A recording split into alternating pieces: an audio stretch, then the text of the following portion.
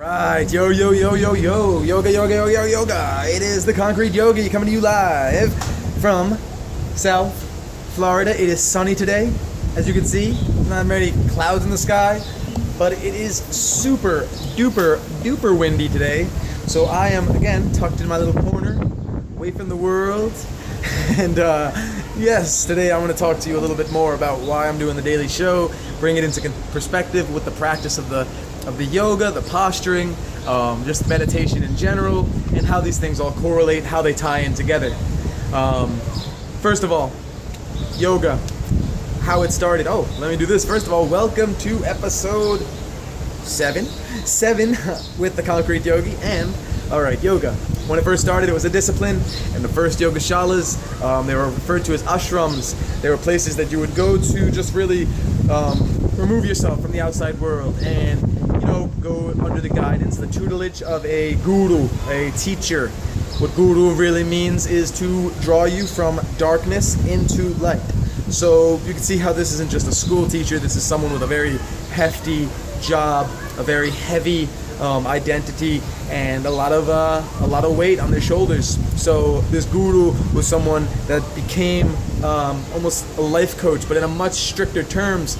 They made you check in with your negatives and your bad habits and different parts of your personality that you might have kind of been pushing away or pressing down. So knowing that the guru was immediately someone that had a lot of respect from his students, it meant a lot in the yoga community.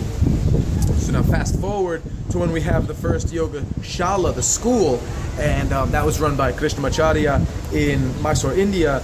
And that school was at first it was only admitted to young men, and it was he was funded by the local the king, if you will, of that area.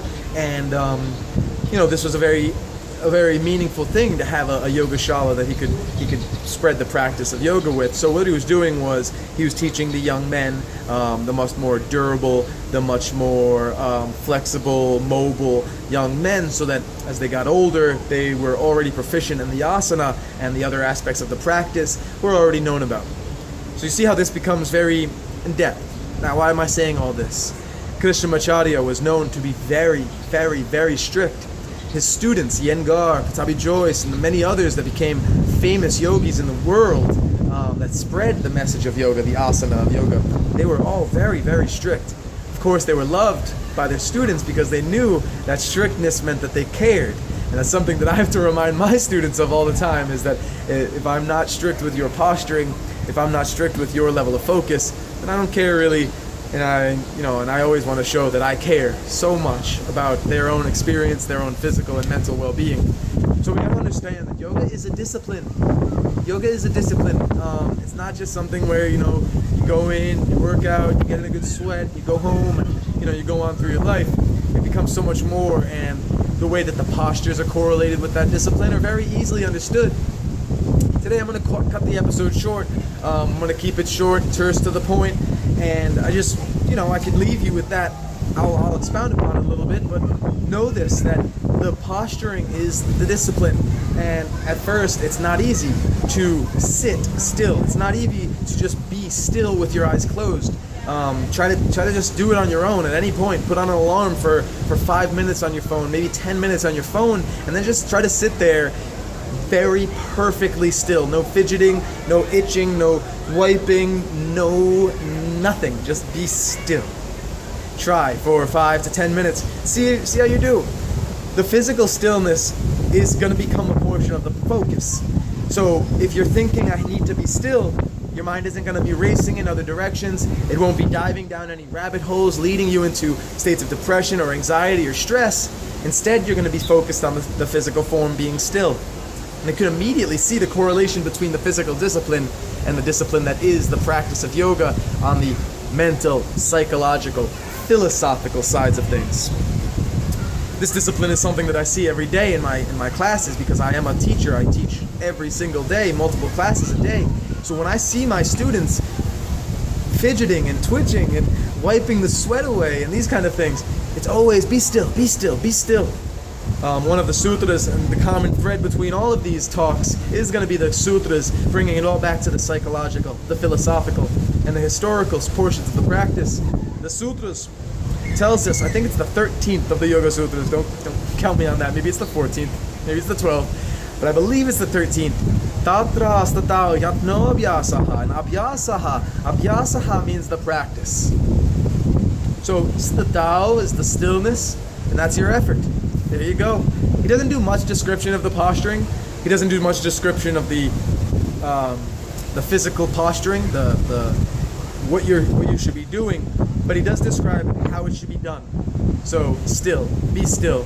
Now you can obviously correlate that into the meditative practices where you're relaxing in Shavasana or Padmasana, these seating or reclining postures, but you could also relate to that in a warrior stance, in a standing balancing pose, trying to be as still as possible, avoiding rocking, shaking.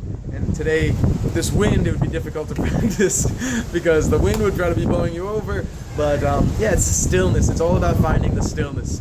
I've talked about that in the past episodes, that we're going to be finding union between mind and body, and that is going to have to be a very strong focal point, and it can't be broken. You can't allow the mind to think for 1 second, be still, and then the next second about your job or your worries or the boss or the deadline, blah, blah, blah, blah, blah. No, instead, you constantly are reminding yourself to be still physically, to keep a steady breath, to keep a strong drishti or a focal point. That also has to be still and steady. You're not looking all over the place.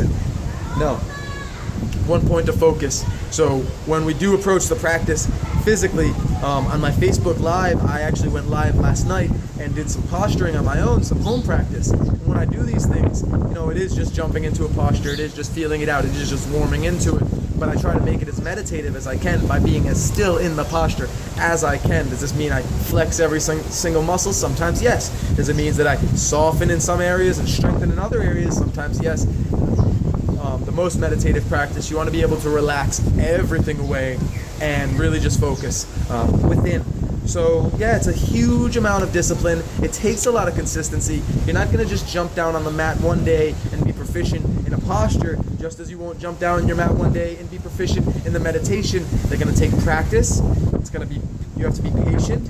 If you go in thinking that you're going to be perfect, you're going to be discouraged. If you go into a practice, say a vinyasa, thinking that you're ready for it, and you're really just looking for a meditative practice, you're going to be discouraged. You're going to feel overwhelmed. That's never what you want to feel in the practice. You always want to feel like you're ready for where you are in the practice, and like where you're meant to be is where you are at that moment, in that breath. Discomfort, obviously we can breathe through it, but feeling overwhelmed is just going to add more to the mental turbulence, and of course that's what we're looking to suppress in the end. Thank you for joining me. The Concrete Yogi, as you see, the more philosophical we get, the less we really have to go deep into the broader senses, and we can really become more specific. We can really dive directly into topics. And today it was discipline. Today it was consistency. Today it was stillness and patience. A lot of patience. All right? I'm still growing. I'm still learning. We're trying to be strong, body and mind. I'm in it with you. Struggling every day, fighting every day, practicing every single day. Have a beautiful day, everyone. It's Sunday. I hope you have a great one. Fun day Sunday.